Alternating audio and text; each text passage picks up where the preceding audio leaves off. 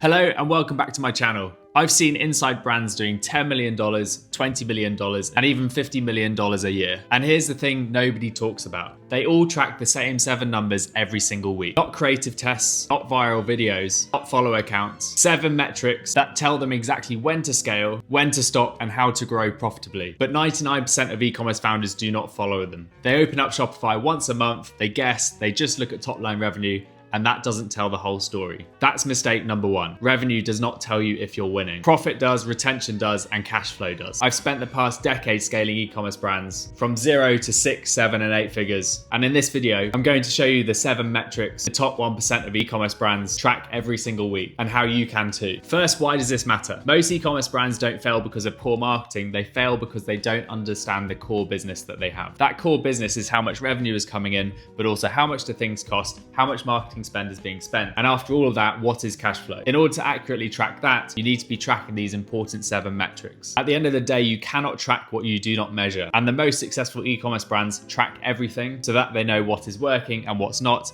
and how to fix what is not working. So let's stop guessing, let's dive into the 7 metrics you need to start tracking today. Metric 1, contribution margin. This is the amount of money you keep after product, shipping, and all advertising costs. This is the single most important metric in e-commerce because it tells you how much money you're actually making. If your contribution margin is negative, scaling faster actually loses you money every single day. If your contribution margin is positive, you're making money every single day. Depending on your niche, you're going to want this to be 25 to 50%. Revenue is vanity, contribution margin is reality. Metric number 2, customer acquisition cost or CAC. This is the cost to acquire one customer into your business. Let's say you're spending $1,000 on Instagram ads. Let's say you bring in 10 new customers. That makes your CAC $100. If that person actually spends $200, you're making money because you've turned $100 into $200. If, however, the customer spends $50, you're spending $100 to get $50 in revenue.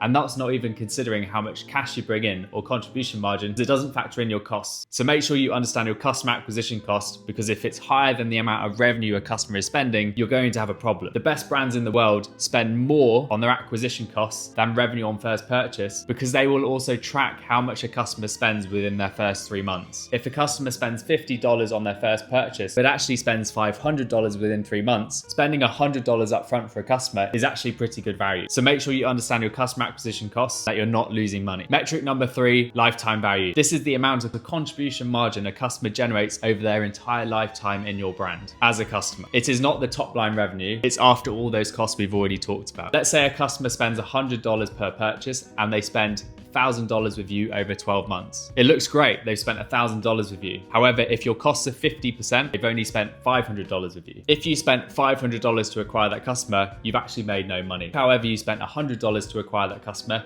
you've made 5 times the amount of value that they've generated for your company. This is super important to understand. The golden rule is getting to 3 to 1. This means your lifetime value should be 3 times the amount of cost of acquisition. So if you spent $100 on acquiring that customer has to spend $300 with you over their lifetime for you to have a profitable business. The faster you get to 3 to 1, the faster you can scale. Metric number 4 is average order value. AOV tells you how much money a customer is willing to spend with you. Over 6 to 12 months, you will have a really good understanding of how much product customers like to buy when they come to your store. Increasing AOV doesn't just affect how much money someone spends with you. Increasing AOV can boost your profitability overnight. With the same amount of customers, if you get them to spend more, if your cost of acquisition is the same, you're going to be making more money. So how can you increase AOV? There are 4 key themes. 1, introduce bundles to your website. 2, have upsells, for example, in the cart. 3, introduce free shipping above a certain value, for example, $100. And 4, have tiered offers. Someone could get a gift on $100, $200, and it will encourage them to spend more with you. Metric number 5, repeat purchase rate. This falls under retention. Most brands obsess over traffic to their store, but they forget to see how many returning customers come to their store. Returning customers will spend more money with you,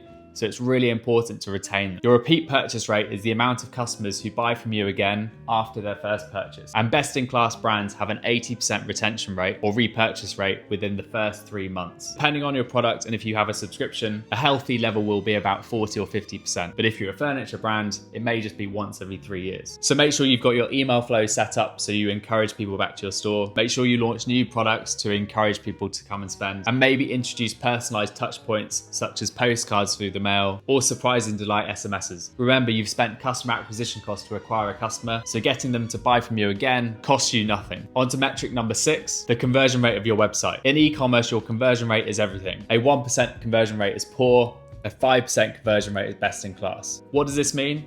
For every 100 people you get to your store, if you have a 5% conversion rate, that means you're going to generate 5 orders. That's really good performance. If your conversion rate is less than 1%, consider looking into redesigning your product pages, seeing if there's any faulty links on your website, and dive into the ads you're running because they may be misleading. If you've got a great click-through rate on your advertising, but it doesn't lead to sales, it will tell you something that your ads don't match up to what the customer expects. If you can double your conversion rate, you double the amount of orders, so you can save yourself a lot of marketing money. If you track this every single week, you can see how you improve your store over time, and it will tell you how great your web developers are, how great your team is, and whether the testing you're doing on site is leading to success. If you want an A/B testing piece of software, there's an amazing one for Shopify called Shoplift. Super easy to install, and you can start A/B testing tomorrow to increase the conversion rate on your site. An expert tip is to break out your website traffic between new customers and returning traffic so you can understand, does your website perform better for new customers versus returning customers? If you're just starting, don't worry about it.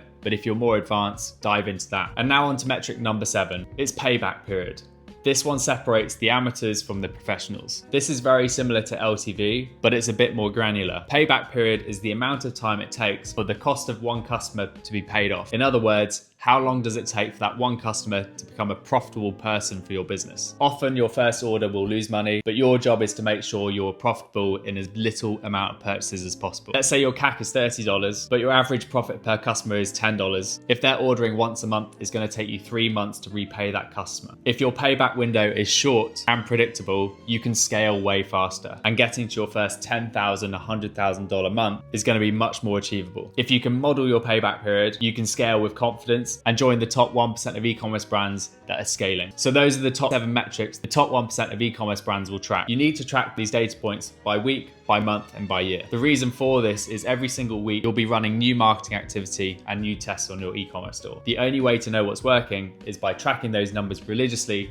every single week. I call this my operational dashboard. It allows me to be in control of the business and understand where we're succeeding and where we're not. And the areas where we're weakest, we can address because we understand the pain point. For example, if I have a poor conversion rate, I'm gonna have a look first at my add to cart data, and that will tell me if there's an issue there or whether we're getting plenty of people adding to cart, but there's an issue at checkout. Again, you're only gonna be able to ask those questions if you're tracking the data in detail every single week. Some tools that you can also use: Triple Whale, Peel, Suite Analytics, Northbeam, RetentionX, or classic Excel spreadsheets. There are so many ways to track your data, but I also love downloading the raw Excel files within Shopify because it gives me the actual data that I can model from. My advice is to review these numbers every single Monday morning so you understand your performance at the beginning of the week and you can plan out your week accordingly. Don't fly blind, have the data at your fingertips. So to recap, the 7 metrics the top 1% e-commerce brands track are contribution margin, customer acquisition cost, LTV, AOV, conversion rate, retention rate, and the payback period. By tracking these data points religiously every single week, you will be running your e-commerce brand like a professional. You'll know what's working, what isn't, and what to do to get back on track or scale faster. E-commerce is not about guessing, it's about measuring and moving forwards with certainty. If you want to go deeper, comment e-commerce and I'll send you a link to my e-commerce dashboard. So now you know what the top 1% of e-commerce stores track every single week. There's no more excuses. Put this into action, understand how you're performing, and I can't wait to see you scale. If this video has been helpful, please like, comment, and subscribe. Drop me a comment on what you want to see next. All feedback helps, and I can't wait to see what brands you grow. Or if you're just starting out, check out some of my other videos where I cover everything about e-commerce. See you in the next video.